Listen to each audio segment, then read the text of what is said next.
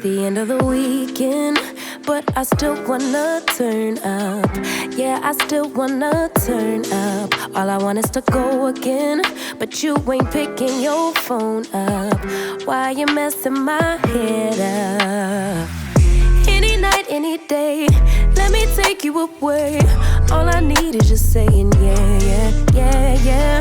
Better nights, better days, when you're here with me, babe. Cause you're all that I crave, so I wonder, where are you? Where are you? Don't hide away from me when I need you most. We got love guaranteed, and I have to know, say, where are you? Don't be so hard to reach, just pick up your phone. Tell me where you'll be, cause I gotta know. Let me know when you're ready, cause I made reservations. Too many invitations, and the last night was heavy. I need communication. Tell me where's your location. Used to talk 24/7, every other second, just to make sure we were up to date. Now it's closer to 11, and I ain't hearing nothing. I just need to know that you're okay.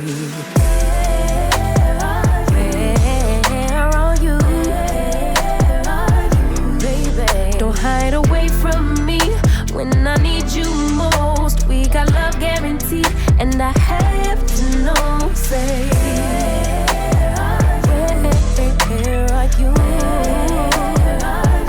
Hey, don't be so hard to reach, just pick up your phone. Tell me where you'll be, cause I gotta know. Any night, any day, let me take you away. All I need is you saying yeah, yeah, yeah. Better nights, better days, when you're here with me, babe. Cause you're all I crave, so I wonder, where are you? Baby, don't hide away from me when I need you most. We got love guaranteed, and I have to know, say,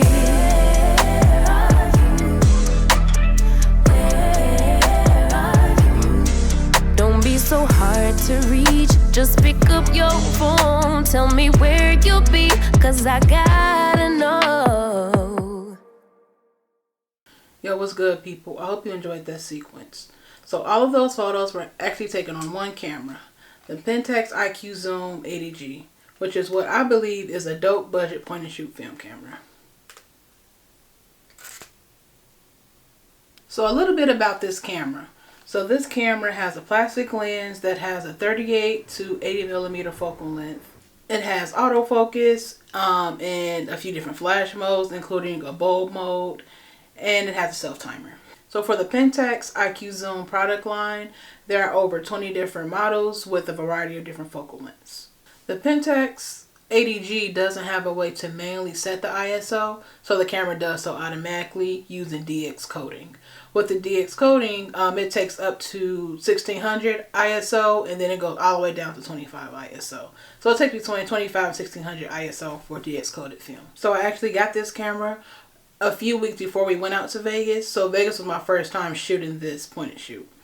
And that was a little bit risky, yes, because I didn't test out the camera to make sure everything functioned as it was supposed to make sure I actually could shoot film.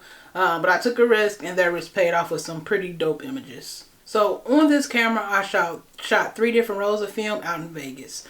The first roll that I shot was the Lomo 400. So Lomo 400 is basically like one of those film stocks that I just keep for point and shoots.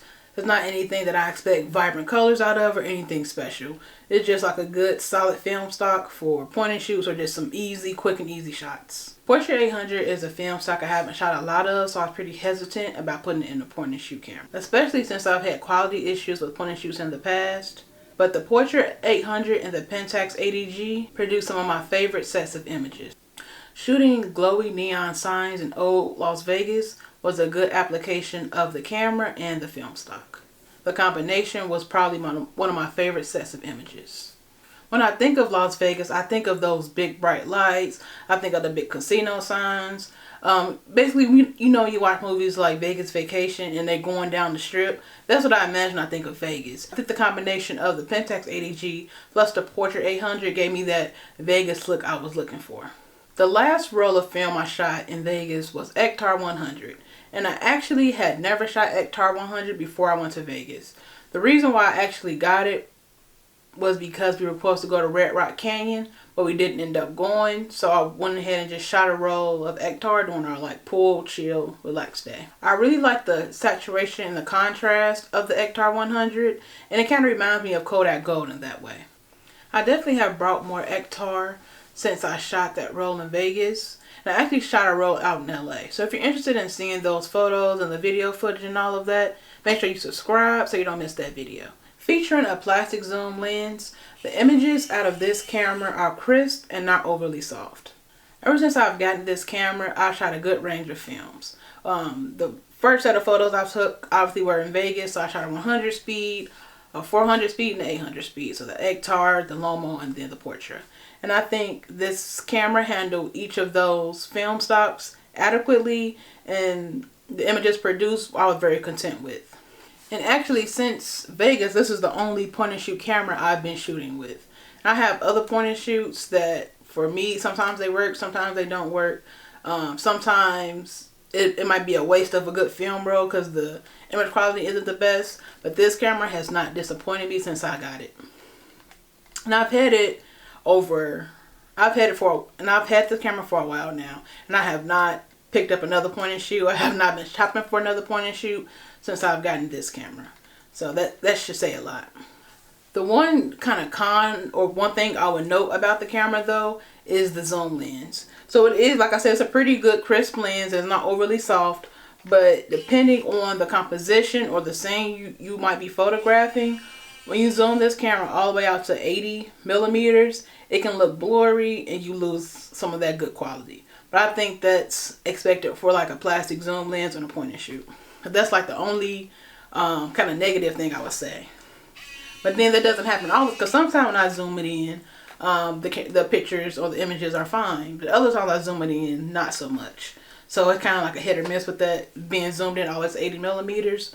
But for the most part, this camera is very solid.